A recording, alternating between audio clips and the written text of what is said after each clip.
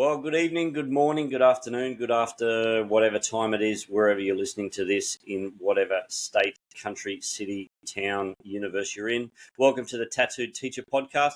On today's episode, I've got Leon Furze. Can't call him a doctor yet. He's still studying to get there, but he's currently a consultant. He's the director of Young Change Agents. He's also the director of Reframing Autism.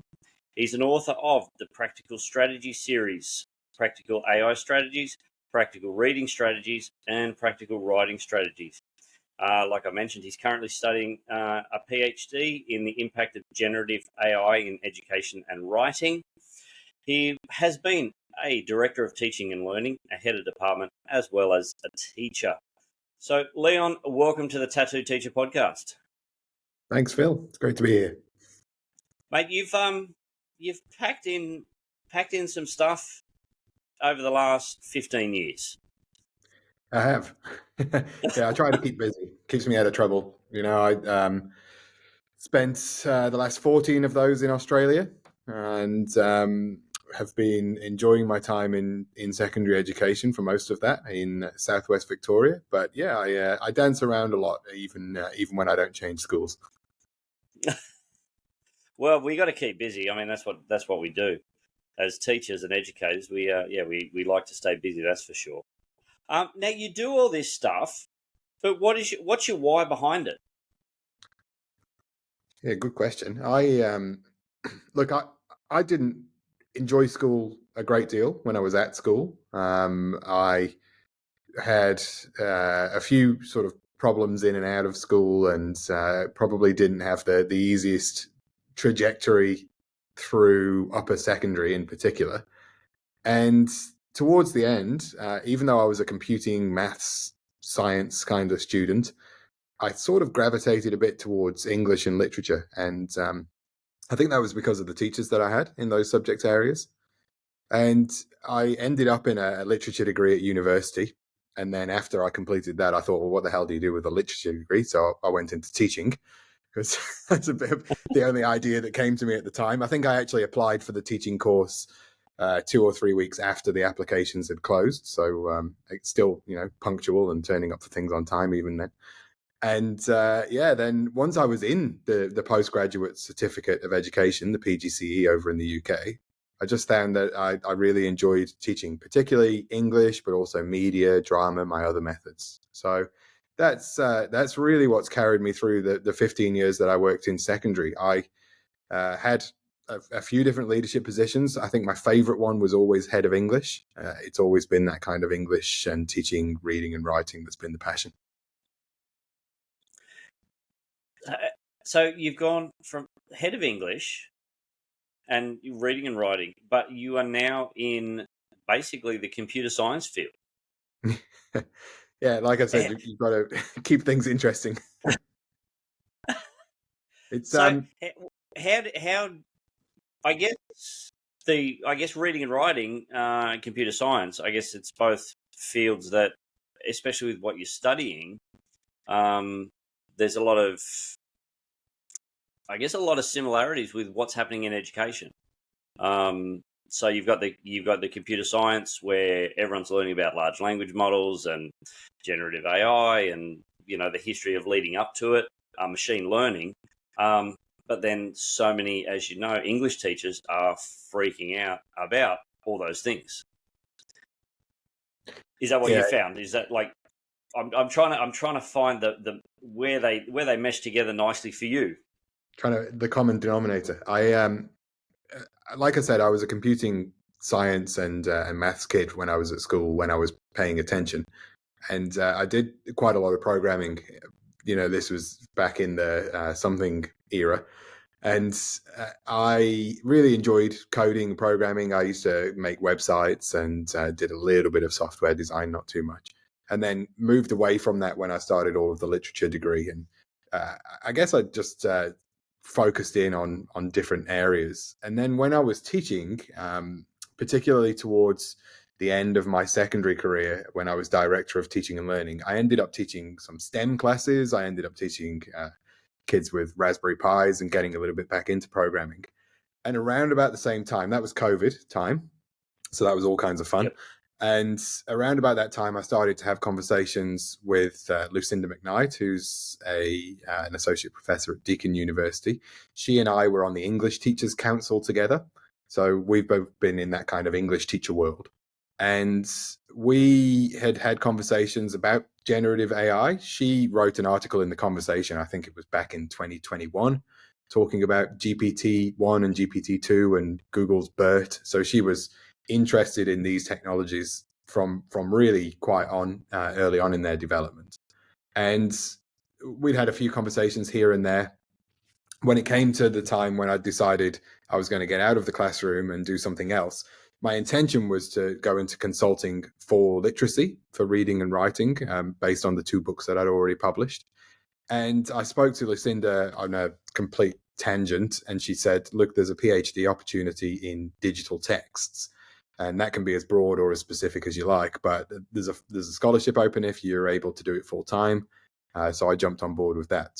So for me, that was the kind of the connection. Was I'd always been interested in digital technologies, and then I had this existing conversation happening with Lucinda around the implications of these technologies in that kind of literary sphere. And I think it puts you on a good, it puts you on the front foot. You know, if you can be an English or a literature teacher and appreciate what these technologies mean, they are language-based technologies. You know, they're not like any kind of software that we've had come before this.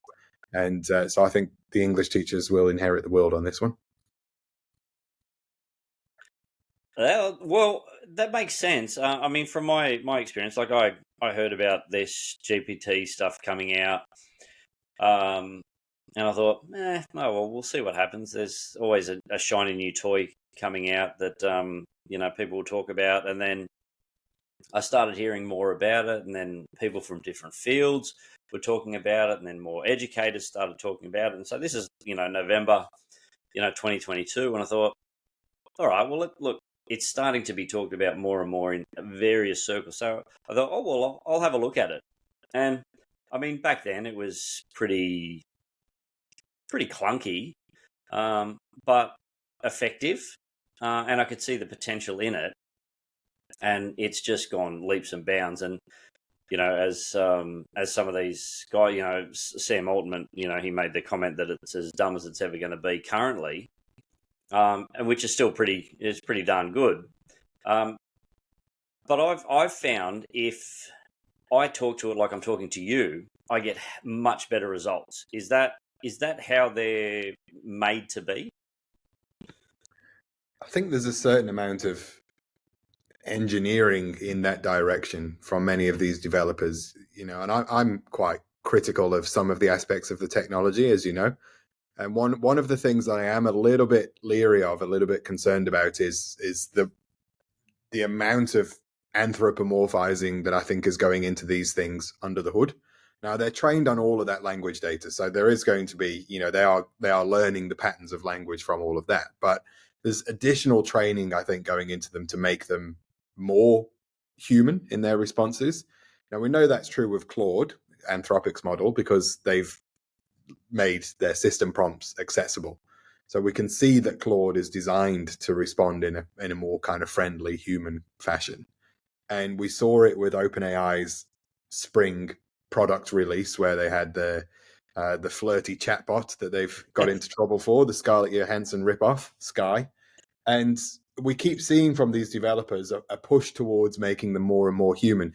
For me, there's got to be there's a dollar attached to that. Like the more human these things are, the more attractive they are to use, the more addictive they are to use, the more people are going to use them. If you read some of Anthropic's technical papers for Claude, there's papers in there talking about how effective it is when you speak to Claude in really technical terms, and to the extent of talking to Claude in programming languages like XML, markup languages, you get really good results because of the volume of code that it's trained on. But I don't think we're going to see a lot of that. I think we're going to see much more of the Scarlett Johansson chatbots in the future. Yeah, I know that. Over a lot of your writings, you're researching generative AI in education. and its implications of that.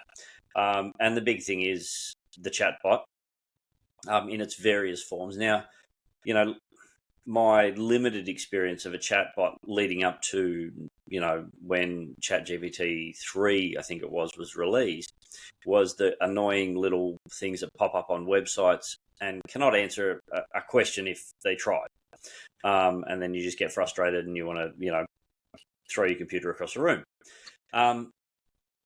But what's the difference between that sort of chatbot and what is out there now with the Anthropic, with ChatGPT, with Gemini? What's the major difference? Yeah, I've done a bit of writing about this in the past because I know that New South Wales Department of Ed and South Australia, for example, have both released chatbots, which are very much in that traditional. I still call it traditional, like it's so old, but that November 2022 GPT 3.5 release, where it was the very simple text interface, text in, text out, like talking to one of those irritating chatbots, but perhaps with a little bit more personality. And I think a lot of what's happening now is moving away from that. We're seeing much more multimodal tools. We're seeing image generation, but also image recognition.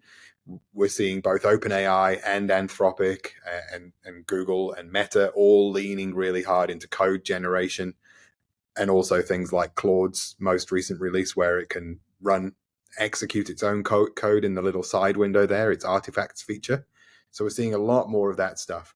Google's big model, Gemini, their 1.5 Ultra and their Pro models, phenomenal context window, which means you can upload, hundreds of thousands of words of text or entire movies, videos, and get it to analyze all of that data. So we're definitely pushing away from those very linear text-based, very kind of transactional chatbots outside of the world of education. In education, people are still kind of banging on about chatbots, which is a little bit frustrating sometimes.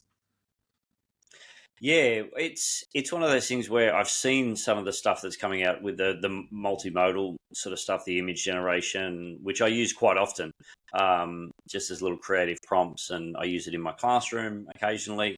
But what's you talked about? You think the dollar is a big driver behind this. I've heard multiple things there. OpenAI itself is supposed to be a not-for-profit research company, but it's currently sort of running. It seems to be running as a for-profit. And then you've got Gemini, and you've got Meta, and then you've got us poor educators starting to be kicked around as the new football. Usually it's in the political sphere, but now it seems education is being thrown into this quite a lucrative tech space. I can see there's going to be a tremendous amount of issues with that. What are some of your thoughts on that? Yeah, well, I agree that this technology has pushed things into education maybe in a way we haven't seen before. I think when we had remote learning in lots of parts of the world during COVID, we saw more of those enterprise technologies come into the classroom. So, Microsoft Teams, Google Workspace, all of these things that are initially set up for businesses and remote work. A lot of that came into education, kind of gave a little bit of a toehold. So, when I talk to schools now about AI, I say AI, they either hear ChatGPT or they think Microsoft Copilot generally, because those platforms are already in the ecosystem. Microsoft is already there. So I think that's one factor. But I think that one thing we've got to be really cautious of is that our students are the next big frontier for data collection. I think, as far as many of these companies are concerned, there's a market there that's been largely untapped. There are regulations in the US like COPPA and FERPA, which are normally those fairly arbitrary 13 plus terms and conditions, which still limit some of these technologies. But we're already seeing some of that erode. Like if Department of Education builds its own chatbot using Microsoft's systems, using GPT in the background or whatever, they're handing over potentially all kinds of data. So we've got to be really cautious, I think, over the next kind of near future about how much we sign away to these companies. Yeah, because I mean, I've worked in schools for over 20 years now, and there's always, Adobe have been a big player in schools, Microsoft especially, Apple, depending on, especially, I know probably more so in the US, Apple is very big in education over there, as I understand. Um, but it's like these companies are seeing the the benefit to them rather than how they can actually benefit the students, the next generation of people coming through. Is that on the money? Look, I think all of these companies, they've obviously got commercial interests at heart, and um, you can't ignore that. But it is what it is.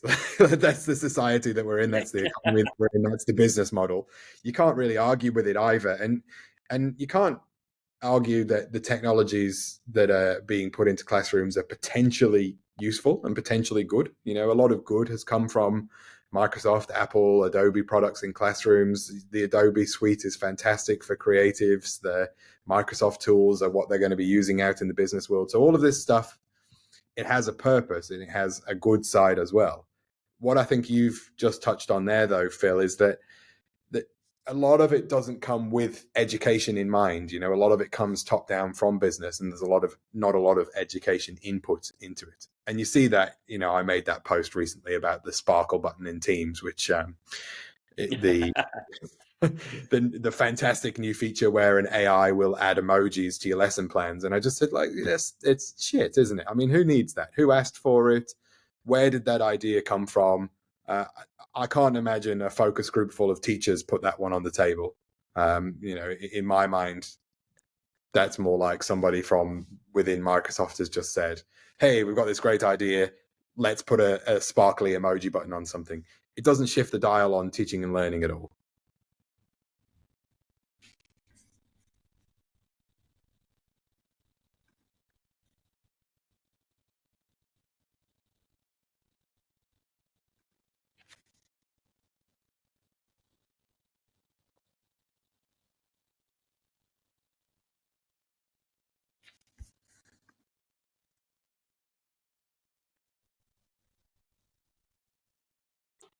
Well, we'll have to. I'll have to. I've just lost you for a second there. We'll have to catch that one up. But yeah, You bet. it's you're talking about, yeah, the Microsoft added the emoji, the sparkle, and it's just, well, what's it for? Is it just for the shiny thing? Is that Yeah, I mean, who did they ask? You know, whose opinion was sought to add that feature into Microsoft Teams? It seems to me like it's such a low stakes use of a very powerful and very costly technology.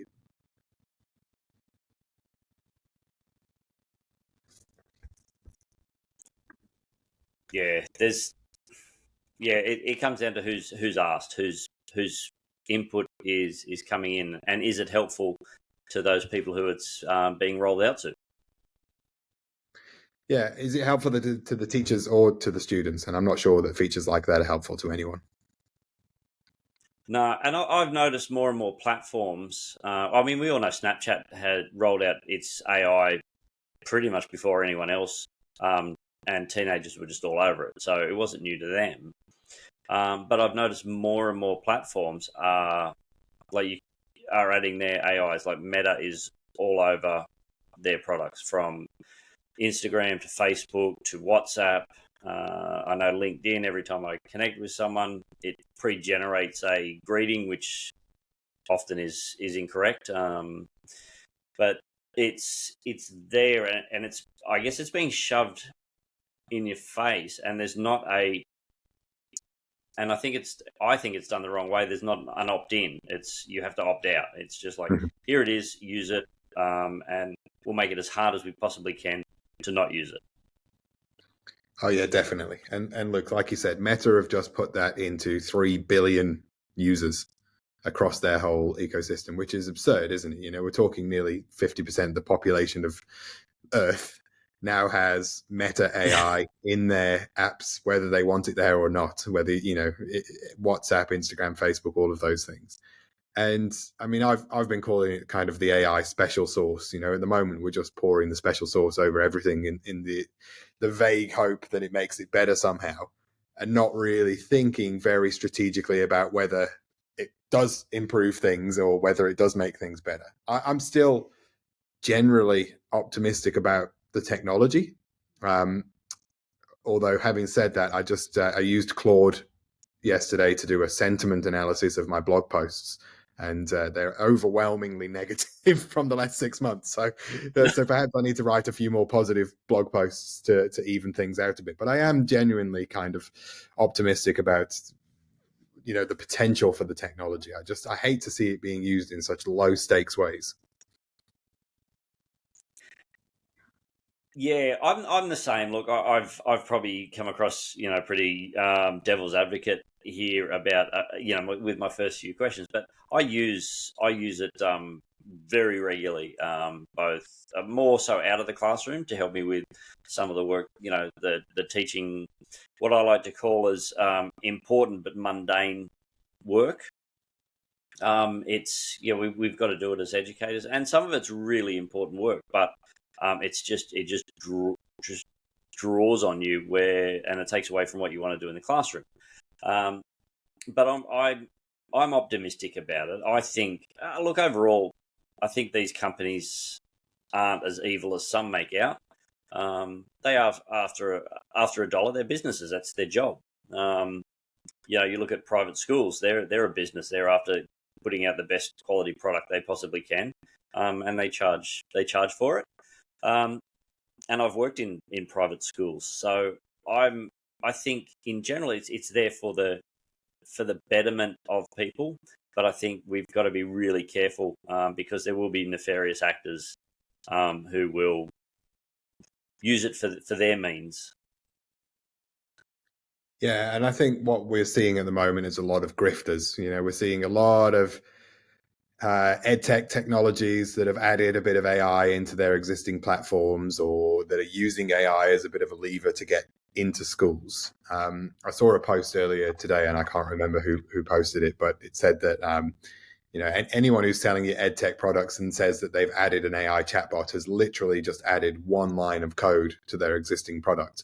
And it's just a call to the OpenAI API that takes whatever the text input box says, puts it into ChatGPT, and then chucks it back at you again.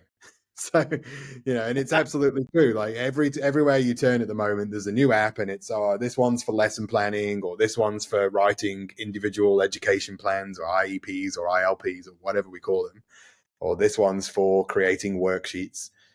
We've got all these companies coming out of the woodwork that are taking an existing model of education, which is a bit rubbish, that kind of approach to standardized resource creation and churning out worksheets and all of that stuff, and they've connected it to OpenAI's GPT-4 Turbo API, and they're just running it off at 10 times the speed. So, again, a little bit like the sparkle button, what does that achieve? Who does that benefit? And how can we help educators to understand what the positive, productive uses of the technology are versus these, sort of AI grifters? Yeah, I noticed they were coming out of the woodworks, and we're both quite active on LinkedIn, and the amount of pitches that I've had, people thinking that I actually have money and can buy and subscribe to everything. Try this product. It's great. It's new. It'll make teaching a breeze, and et cetera, et cetera, et cetera, as we've all seen it. And, occasionally I'll play the game and I'll say, send me a free trial. And it doesn't seem to be doing anything that I can't do on my own with any one of the free versions. My biggest fear, or one of my biggest fears in education with this type of, we'll use the word grifting, is that, you've been in education for quite a while, 15 years. I've been in it just a little bit longer. So we know our craft. We know our curriculum. We understand what's right, what's wrong. We know when something's not, we know how to pivot to the class. One of my fears is that the new generation of teachers coming through who haven't had that experience, who haven't had the chance to learn and hone their craft in the classroom, will just start using these chatbots, and just get information that looks right, but is full of flaws. Yeah, I agree. I think I wrote an article a week or two ago called How Artificial Intelligence Can Catch Up with Pedagogy. And the reason I wrote that article was because I'd seen one with the reverse headline. I saw an article that said how pedagogy can catch up with AI, and it gave me the shits, frankly, because I thought, oh, hold on a minute. AI is rubbish pedagogy. Like, if we think about how it's being applied in the classroom at the moment, chatbots, pedagogically unsound. This transactional back and forth text-based interaction, that's rubbish. But what comes out of AI in terms of pedagogy is rubbish as well. Like, if you ask AI to come up with a lesson plan, for example, and you just use a really simplistic prompt, it'll give you this really kind of beige lesson plan. It will talk about educational myths like kinesthetic learners and all of this crap that's been debunked over the last few decades, because that's the data set. So the data set that informs AI is bad pedagogy. What we know about good pedagogy and good teaching and learning comes from experience on the ground in the classroom. And I think that, I tend to agree with one of your fears there, which is that if we start to rely on this technology too much, we start to put too much faith in it. Or if we hand it over to the next generation of teachers and they say, okay, yeah, well, we'll just take this as a given, then we're going to lose some of that good pedagogy. I mean, the example that I normally use, I talk to pre-service teachers quite a lot at universities, and we'll generate a couple of lesson plans. And it does that really typical kind of 10-minute starter activity, 15-minute activity, 5-minute discussion, 10-minute closing. It's always got that very similar structure. And in the 10 minutes at the beginning, it normally says something like, give the students 20 vocabulary words from the text you're studying, and then have a debate about which one's the most effective, and get each member of each group to feedback. And I say to these pre-service teachers, 10 minutes at the beginning of the lesson is get into the classroom and find a chair. Like, 10 minutes at the beginning of the classroom is not this grand discursive debate activity that ChatGPT thinks it can pull off. 10 minutes is sometimes just get the kids into the bloody room. And, a teacher who's not had any experience in the classroom yet, they haven't done any rounds, or they've just been doing the theory component of an M-Teach or whatever, they might not have that intuition yet. And if they walk into the classroom with that ChatGPT generated lesson plan, they're going to be pretty disappointed and probably quite frustrated. And the last thing we need is for new graduate teachers to be even more frustrated than they already are. We're losing most of them after the first 4 or 5 years already. So, yeah, it's a non-starter for me. Yeah, I've found that. Look, I've used it to what we will refer to as low-hanging fruit. It does it quickly. It does it. Gives you some sort of structure, but most of the time it's not going to work in a classroom. Chat GPT is, and like you said, we're talking about humanizing. A lot of people are humanizing this technology, and it's not been in a classroom. And for it to think it knows how to run a classroom, it just breaks away from what the whole one of my beliefs is, what the whole reason behind education is, and it's to help learners learn. It's less about the actual content, but more about the ability to learn to work in a group, learn how to interact with others, with others that you don't like, with others that you like, and how to get from point A to wherever point B might actually be. And point B is very different for every, you've been in a classroom. The point B for every student is very different.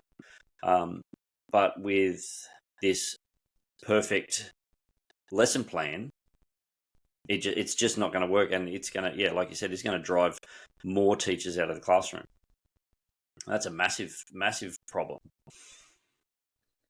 Yeah, and look, this technology is the latest in a long line of things which have been offered up as the answer to teacher workload and the answer to the teacher shortage. And what concerns me is that I keep seeing this word scale. Oh, yeah, AI is great because it scales well. AI is great because every student can have a personal tutor, and we see that god awful Sigma thing that keeps coming up. Anyone of your listeners who's had anything to do with AI will have seen the Sigma thing that Sal Khan is very popular at the moment. But this idea that you can scale one-to-one tutoring with artificial intelligence, and that's where you get the biggest benefits in education because one-to-one tutoring is so effective. And it's rubbish. Like artificial intelligence as a one-to-one tutor might scale well from the perspective of it's easy, it's cheap, and it's accessible from a technology point of view. But again, it's not good pedagogy. And unfortunately, I think where I feel a lot of the tension at the moment between this technology and education is that I don't think that the parts of education that are really profoundly effective can scale. I think that the relational parts of education, like you just said there, knowing those individual students, understanding how to respond to them in different contexts, all of that stuff doesn't scale. So every time I see this language around AI and scaling education, it makes me a little bit anxious.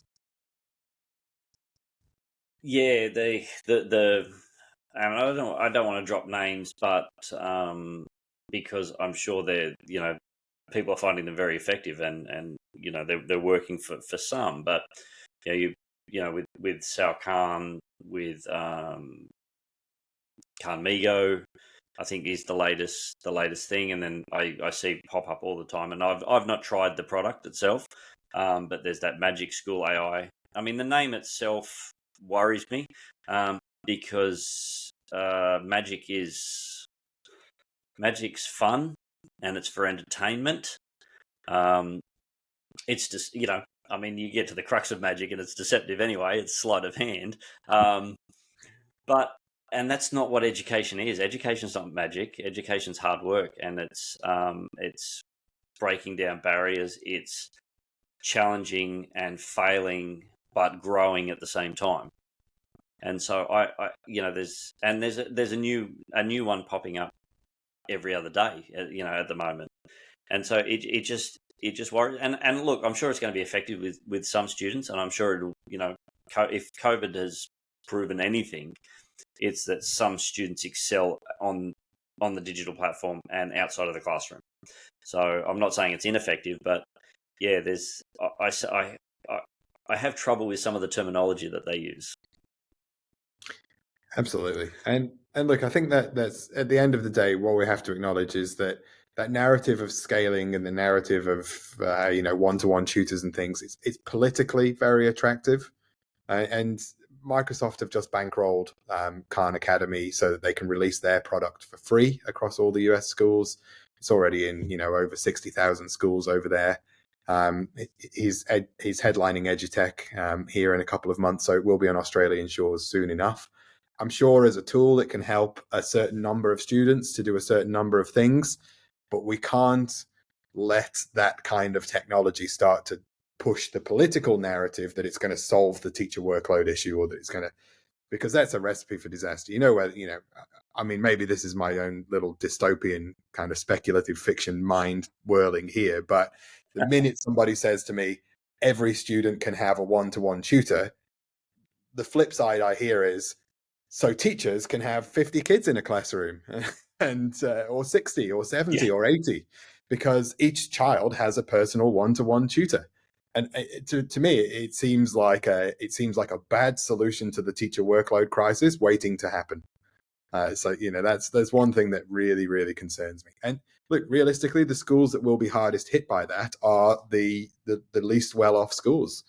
You don't want to see a situation emerge where Department of Education has jumped on and created all of these chatbots, and that's great. And then it becomes an excuse to increased class sizes, and then the quality of human education in lower funded schools ends up going down because of access to technology. That's the inverse of what we should be looking for.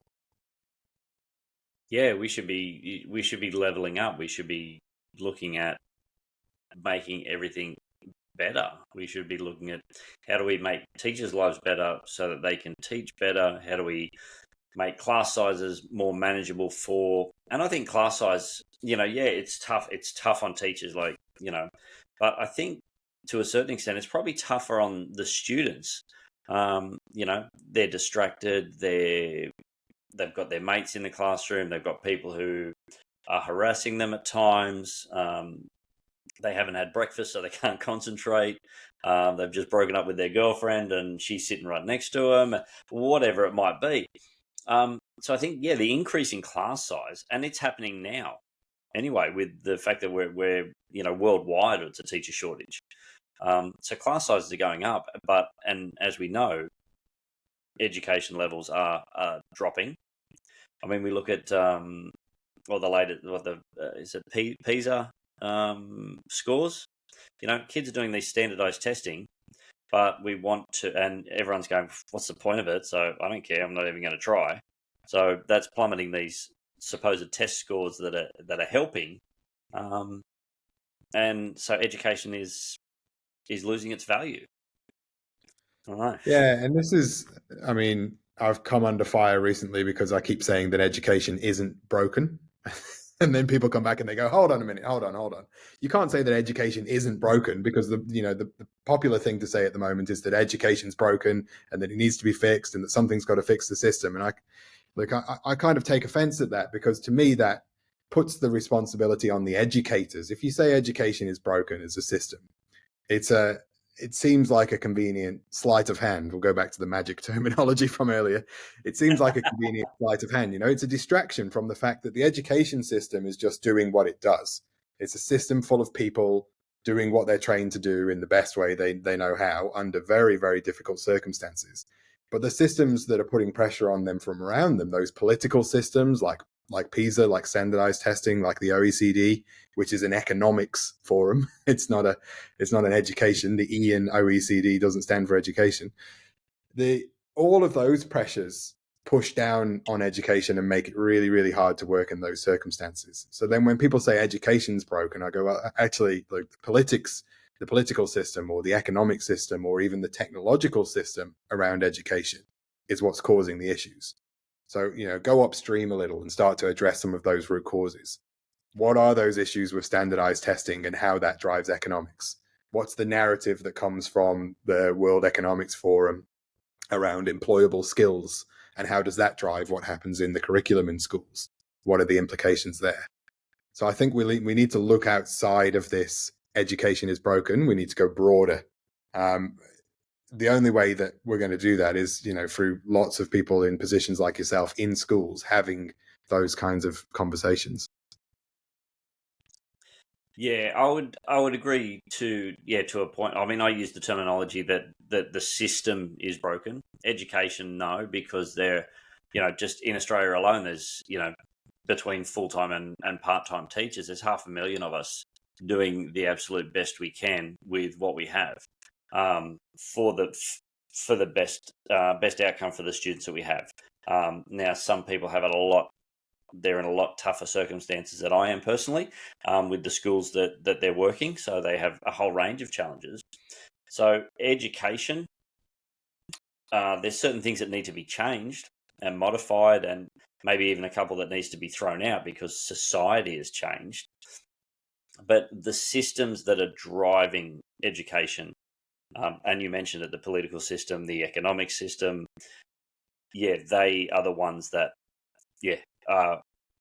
for want of a better word, broken, because they're manipulating us as educators for their benefit, not for the benefit of the students. And look, when I talk to teachers, and English teachers are my people, so they're the ones I talk to the most, and I'm still on the council for the State English Teachers Association here in Victoria. And when I speak to English teachers about generative AI, for example, and why they feel threatened, it's not because of some existential crisis as a teacher of writing, or that there's some technology is going to come over and take away a child's ability to think, or any of that kind of fear. The fear is it puts at risk the system of students going through secondary school and then doing a high stakes examination at the end, which leads into tertiary study. And it's that one little tipping point at the end there. It's the 50% of the grade VCE exam at the end of year 12, which generative AI seems to pose a threat to. And that decision there, that little that piece of the puzzle, is something which is largely out of the classroom teacher's control. And that's where those issues start to come in. The classroom teacher can cope with generative AI. The classroom teacher can talk to students about how to use AI ethically and responsibly. But there's a little bit of that system at the top. There's a bottleneck with that VCE exam or the HSC or whatever you like, which stops people from being able to act on that understanding and that knowledge. And we can't change that. Teachers can't change that, or even university academics can change that. Only bigger systems can make changes to those decisions outside of us. So there's got to be a little bit coming from outside of the system to support us. Yeah, I mean the big thing. Yeah, we hear mostly about English teachers who are worried about, and I'm sick of it, as you more so. The plagiarism card. I've just had enough of that. When I was at school and I had a English assignment to do and had to write something about someone way back when, I'd go to the library and I'd copy the Encyclopedia Britannica, put it into my essay, and there we go. I'd have my essay done. It would be marked, and the teacher would know that I copied it out, because teachers aren't stupid. They know their students, and so I think that whole thing of plagiarism just needs to be just stomped on, and it needs to come down to. And you talked about ethical use of generative AI, and I think English teachers have a. I mean, you guys know how to craft language, so that's your bread and butter. So we sort of touched on it a little bit earlier, but so the language models are your you will be able to extract so much more out of one than I would for that purpose. But it's unless the students are taught how to question, there's no point even using it. Yeah, and that teaching students how to ask good questions, teaching them how to infer or how to analyze, that should be the core part of the English curriculum, certainly, and probably the core part of many other curricula. And unfortunately, because of some of the pressures of standardized testing and so on, we minimize that instruction, and we teach more things like how to do the 5-paragraph essay, or how to beat NAPLAN in 20 days. whatever the kind of things are that we feel pressured into teaching. And again, NAPLAN is a political tool. It's not an educational one. OECD's PISA is a political tool. It's not an educational one. The VCE, the HSC, you could even argue that those high stakes tests at the end of schooling are much more about the kind of the economy of students going from here to there than they are about educational value at this point. And you can see how that plays out across different sectors and different states and all kinds of things. We know that those kinds of high stakes testing are just political games.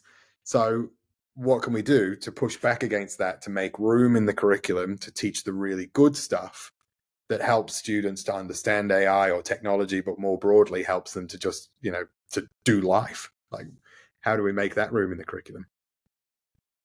Yeah, and that's you touched on an amazing point there about this. There's no room in the curriculum. So much has been sort of shoved in that a lot of the good stuff that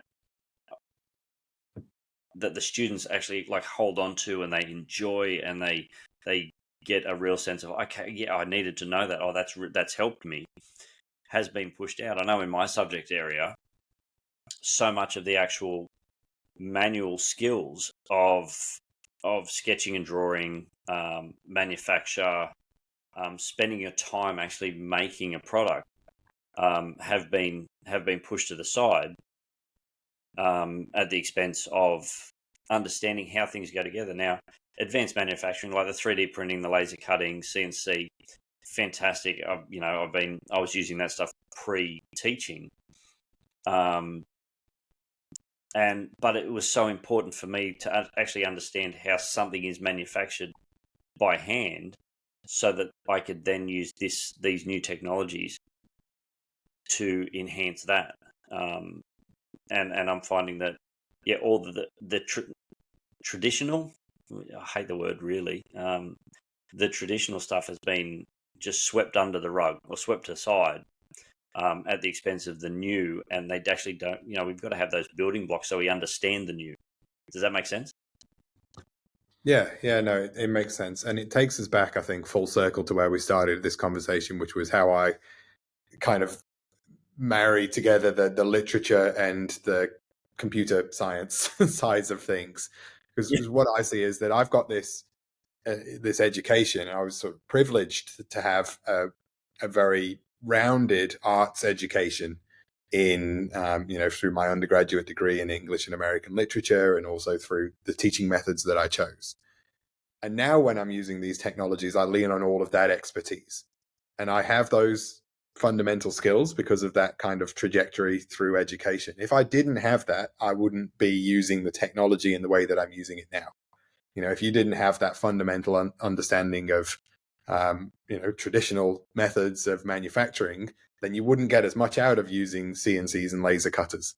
So I think it speaks to something really important, which is in education, we need to make some serious decisions about which skills are fundamental and which skills are highly valuable, and how we kind of engender a bit of a joy for those in students, because many students now have access to technologies that completely shortcut all of those fundamental skills. That's the big question about AI. It's not just, can a student write a crappy Macbeth essay using ChatGPT? Well, yes, they can. The question is, why would they not want to do that? Why would they instead choose to value the fundamental skills that underpin that? And I think that's a big part of our role now in education, is to convince them that actually you still do need to learn how to make a dovetail joint, or compose a sentence, or whatever one of those fundamental skills are. That's part of the job now. I think, well, that was always part of the job. Yeah, it's those fundamental skills of knowledge and understanding, which give you the experience to then grow further and challenge and learn the new things that are coming. Like, society's always changing, things are always changing, but unless you what that old adage is, you need to remember history, so that you don't make the same mistakes. Which, I mean, humans, we tend to make them anyway, but the sentiment is there. But it's, do you see Gen AI as a, and I shared a post the other day on LinkedIn, but do you see Gen AI as not as the change agent, not as the silver bullet, but I've noticed that education is coming into the conversation more and more. The reasons behind education, why are we assessing, how are we assessing? Students are going, well, what do I actually need to know? How is this going to help me later in life? And you gave the example of the 5 paragraph essay, and writing an essay may not help them, as in, who's going to write an essay once they leave school? I've never written an essay. A very dodgy one to get through uni, but I guess it's, how do you, an essay is crafting an argument, it's formalizing your thinking, it's being able to effectively communicate your viewpoint, and I guess that's the crux of it, isn't it? It is. I mean, for me, I've written a lot about this. Ironically, I've written a lot about this, but I think the purpose of writing is not what we've made it into. We've turned it into a vehicle for assessment, and that's pretty much the end of it. So the purpose of writing in certainly in secondary education and probably in higher education as well is to show that you've learned something, to get a pass, to achieve a thing. And for me, that's totally contrary to why I write. I write for a living. So, you just said you haven't written an essay since you left uni. I probably write 2 or 3 essays a week. And that might be in the form of a blog post, or it might be in the form of an analytical piece for a journal, or, God forbid, I might remember to actually do some writing for my PhD once in a while. But the reason that I'm writing has nothing to do with assessment or judgment or even really achievement. I write because I feel like I have to. It's just kind of something central to my identity, and that's true for me. It's not true for everyone. Unfortunately, what is true for everyone at the moment is that they have to write essays to get out the other end of secondary school. Or if they go on to tertiary study, pretty much irrespective of what subject they study, at some point they have to write an essay. I think what AI has done is it's forcing us to question some of those assumptions. So the assumption is, in order to demonstrate your knowledge, you have to be able to write an essay. And ChatGPT's come along and said, yeah, I'll write that essay for you. Or certainly I can help you to write that. It's a technology that's really exposed the kind of the fundamental flaws, which I think have always been there in that logic. So, in that way, I think it's a good thing. Yeah, it's getting us to think more. So you see your writing as a creative outlet more than anything. Yeah, even it's a even form if of self-expression. Yeah, look, even if I'm analyzing something, I still see it as a creative act, and that's me. That's how I operate. I actually, I've had this conversation recently a few times, but I write a lot verbally, so I speak drafts. If I'm out for a walk or a run or a drive or something like that, I'll dictate it into a voice memo and use AI transcription tools to transcribe it. And often what comes out verbally is pretty close to what ends up on the page or the screen. And, I know that that's not that common. There are other people that do that, obviously, but it's a fairly unusual way to write, academic articles or whatever. But for someone else, the way that they express their knowledge might be completely different. They might do it through art or through design or through producing something physically or through sports or whatever. So I think, we need to acknowledge that writing is not always the best way for every single person to express that knowledge. For me, it is, but for everybody else, maybe not. Yeah, absolutely. It's for me, I'm not a writer. I put up thoughts more in just as a conversational point. You've seen some of my posts on LinkedIn. Sometimes they meander through. Other times they're pretty just bang on. This is it. A couple of sentences and I'm done. But then we can, we've been chatting for a little under an hour now, and I've had no problem doing that. Put me in any conversation, I can hold my own with the best of them. But for me, my outlet, my creativity, the way I express myself is by making stuff. I can make stuff. I can do stuff. I find it therapeutic. I find it cathartic. I find it enjoyable. I don't have to, I don't have to think as such. I can just do, and I can get into my little zone. And I'm sure you probably do at times. You start on a thought, and then you just get lost in that.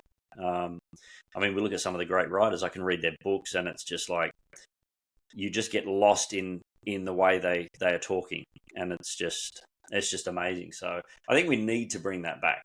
I think we need to bring the joy of self-expression back into school as the form that it is to be able to communicate who you are in your writings or your paintings or your music or whatever it might be, and change that hierarchy of, well, maths, English, science, and then or the creative arts are down here. I think we need to bring that back into a level playing field, so that students who excel and can communicate effectively here aren't disadvantaged because they can't do it here. Yeah, and the easy way to do that is to just completely redesign all of those systems around education that we talked about. Get rid of all of the political and economic pressures, making high stakes testing and standardized tests the be all and end all of every single curriculum. Open up education, and we'll have solved all of the problems. So, I mean, pretty straightforward. We've just knocked that over in under an hour. Hey, look, why aren't people talking to why aren't we getting paid the big bucks? Come on. Now, speaking of change, you're a director of Young Change Agents and a director of Reframing Autism in your spare time, obviously. Yeah. What are they? What are these? What are they? Yeah. Yeah, so I've got two non-executive director positions, which are voluntary board roles, and Young Change Agents. I've been there for a few years now, Reframing Autism for a couple of years as well. And Young Change Agents is an entrepreneurial education provider, a not-for-profit. They're both national not-for-profit organizations. Young Change Agents does things like $20 Boss, Digital Boss. They run entrepreneurial programs in schools, professional learning in service, and they're also, more importantly, working on the kind of the ecosystem around entrepreneurial education. So holding conferences for educators a couple of years ago, and then school leaders was the next version last year, and then this year in November we're in Tasmania running the third version of that conference, which is bringing in system leaders as well. So getting higher and higher up, and this is sort of what I was talking around earlier. We're bringing in some of the political aspects and bringing in some of those big driving factors. So that's Young Change Agents, and Reframing Autism is what it sounds like. It's an autistic charity. It's not strictly education. There's a lot of work goes into adult education, and they're just about to release a slew of online on-demand courses.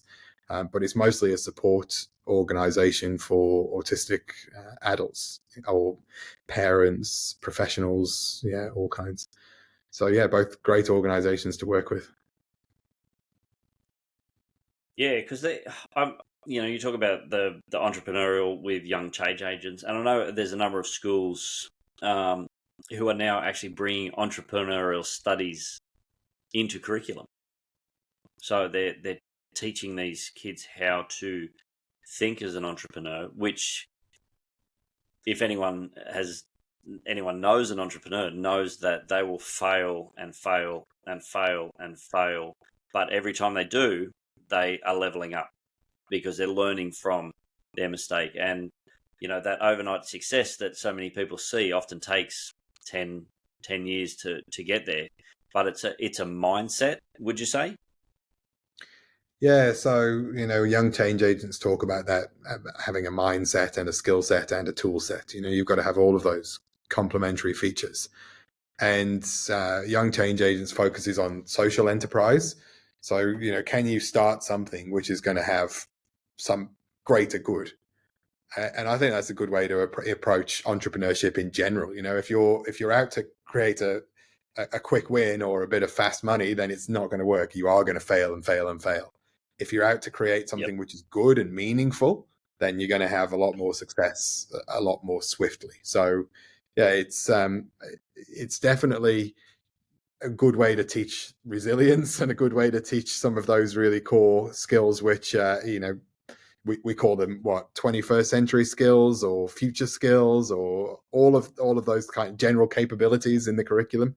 All of those skills, I think, can be taught through entrepreneurial education.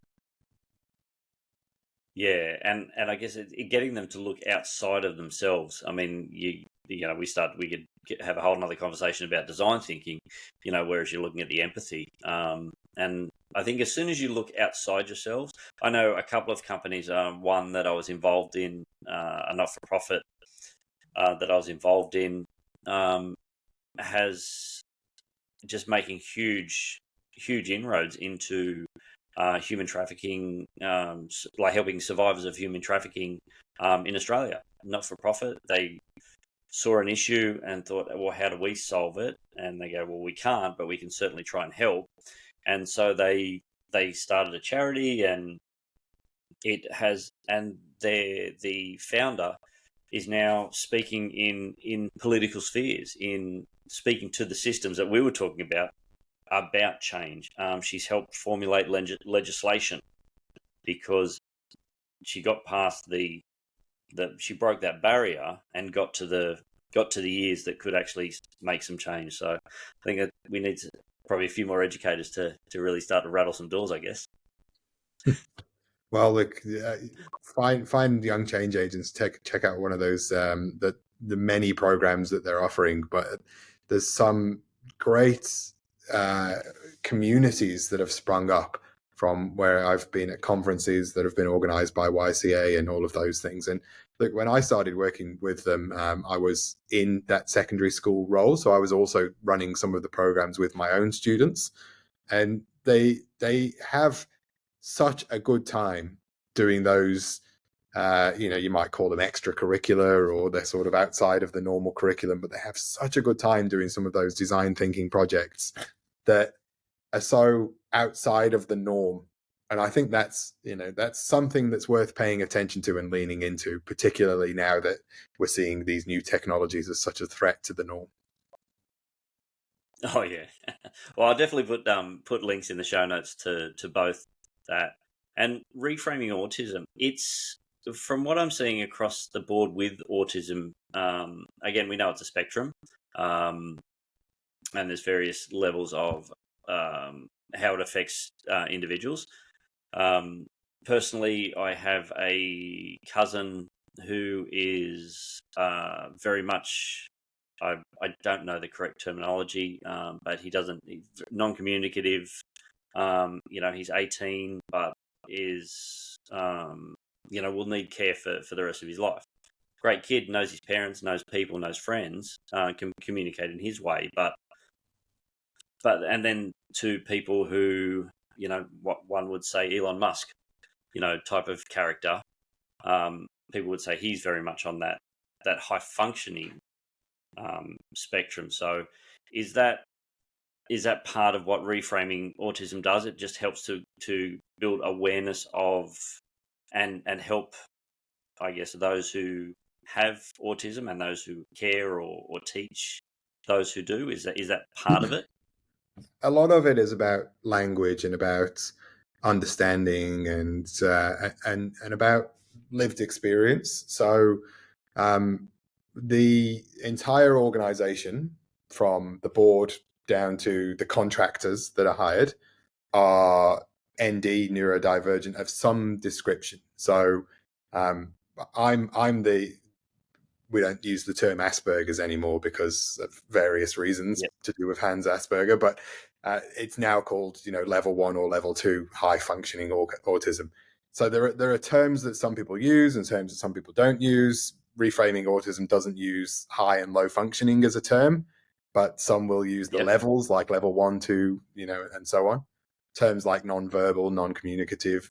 And because it's such a broad term, autism is so difficult for a lot of people to kind of grapple with and to understand. And everybody's experience is very different. So what Reframing Autism does, it says, just go to autistic people. Like if you want to understand autism, ask an autistic person, and they'll tell you their experience, and then you'll have one autistic person's experience. And then if you want to know more, you need to ask somebody else, because everybody's experience is very, very different. So one thing that Reframing Autism does really well is it puts out advice and explainers and plain language research papers. It looks to the autistic research community and it translates research from that very academic to, sort of infographic style materials, runs online courses. It's all awareness raising. And also just reducing some of the kind of discomfort that a lot of people feel in having conversations and not knowing the right kind of language.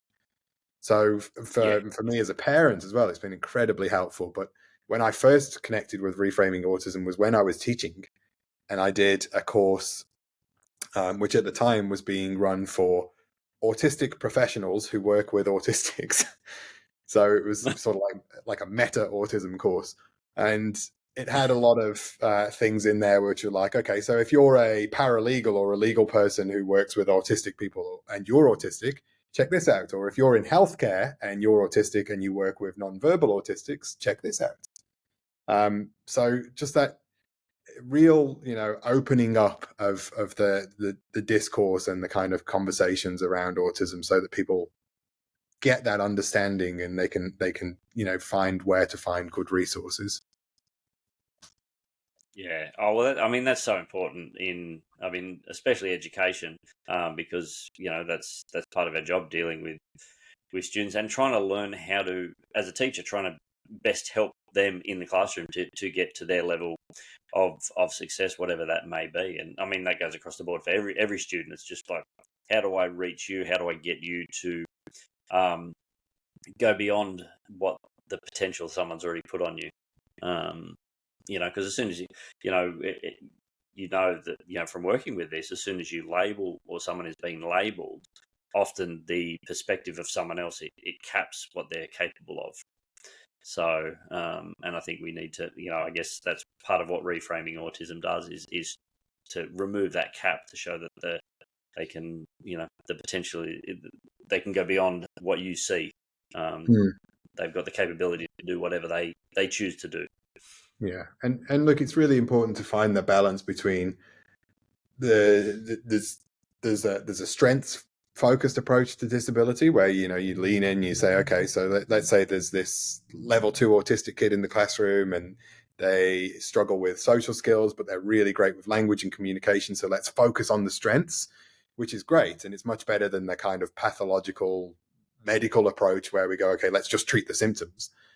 But on the flip side, you also have to say, okay, you've got to temper the strengths-based approach by acknowledging that there are real problems there sometimes as well. And this is really important, I think, for autistic kids, for ADHD, dyslexic, all of that kind of ND world. One really important thing is to acknowledge that even if we go with a strengths-based education, sometimes the wheels might come off. Kids will be in burnout. They'll have meltdowns. They'll act in ways which are unpredictable or surprising, or they'll go mute for 3 weeks. However, they decide to cope in the situation, and teachers need as much support as possible in understanding that can happen and understanding how to work with those kids in ways which and this is something that I'm quite passionate about, but in ways which don't increase that kind of workload or that burden for the teacher as well. This is really important to acknowledge that the teacher is a human in the classroom with 27 other humans in the classroom, and every single human, including the teacher, has their own things to deal with. So how do we work together and get everybody to the point? So we can do some strengths-based education, we can do some inclusive education, universal design for learning, all of those things. But if we're going to give all of that professional development to teachers, you got to take something off their plate as well. So, I see it from a few different perspectives, from a kind of lived experience perspective, from somebody who struggled through school as a student, to somebody who's been a teacher, to somebody who's been burnt out. All of that comes into play. And I don't think there's any kind of easy answer, but, we just got to work together. Yeah. It's finding that human connection, I think, is probably the key to finding the road to success. Yeah, which is ironic given that we're largely having a conversation about robots. Yeah. But that's the thing. I guess it gives us the one of the advantages that Art talked about, and we probably should say some positives about Gen AI, is that it gives us some of the opportunity, when it's used correctly, to free up some of our time. And for me, it frees up my time so I can then invest back into my classroom, into the relationship. Because when I connect with a student and with a class, they learn, they have fun, they enjoy, they want to come to class, and that's that's what it's all about enjoying their journey in school. So maybe AI has the it's a tool, but not the silver bullet. No, it's just something we need to use. We need to figure out how to use it to free up time for the good stuff. Yep, absolutely. Couldn't agree more.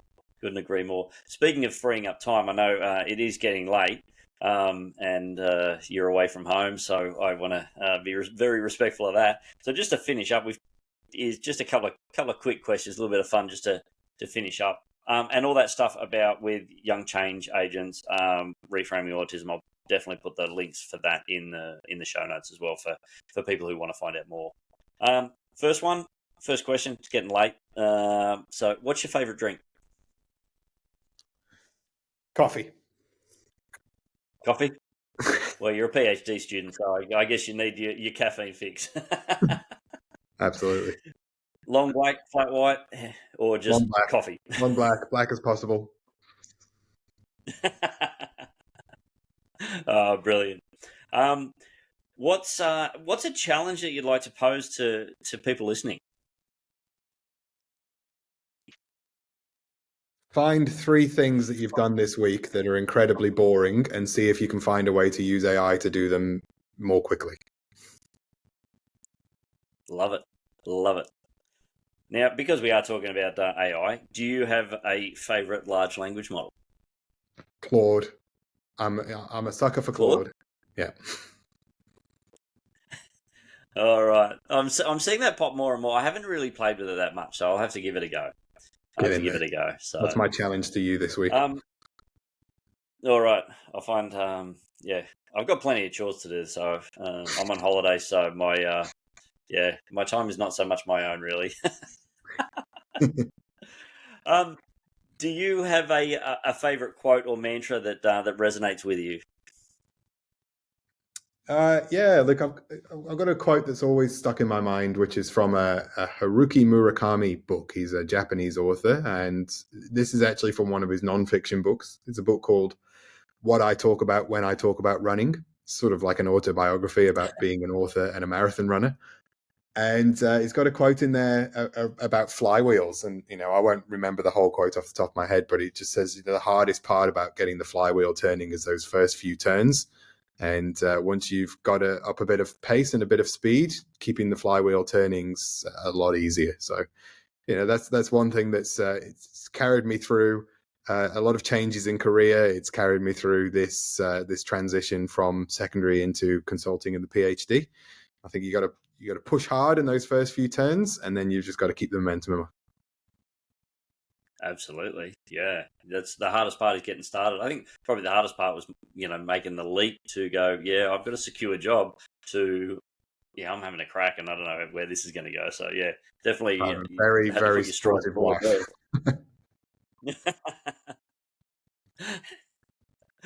Yeah, they certainly help, don't they? Now, it wouldn't be the Tattoo Teacher podcast if I didn't ask you if you had any tattoos. I've got a couple. I've got this one here, which I got when I was too young to say how old I was when I got it, because I wasn't old enough, certainly. And another large one, which I probably can't get the whole of out at the top of the arm here, but it goes down that way. Oh, okay. Nice. Nice. Slightly older than this one, but not by much. They're both showing. I'm glad you got a couple. Yeah, mine are starting to show their age, so I'll have to go get some new ones. And last but certainly not least, we've talked about young change agents and reframing autism, but where else can people go to find more about you? And we'll put these in the show notes. My website is leonfurze.com. I've got the luxury of having a weird name, so I own all the internet real estate. So leonfurze.com is where you'll find the blog. And practicalaistrategies.com is where you'll find the book, and at the moment 2 online courses. So there's a full online course based on the book and a short intro course which I've just released this week. Fantastic. I'll make sure I put all those links in. But Leon, I'm again, like I said, I know you've got a big day ahead tomorrow, and you're away from home, so I appreciate your time tonight. So thank you very much for joining me on the Tattooed Teacher podcast. Have a wonderful evening, and just thanks for sharing everything tonight. I appreciate it. Thank you very much, Lil. Thanks for the invite. No worries. Have a great night. You too.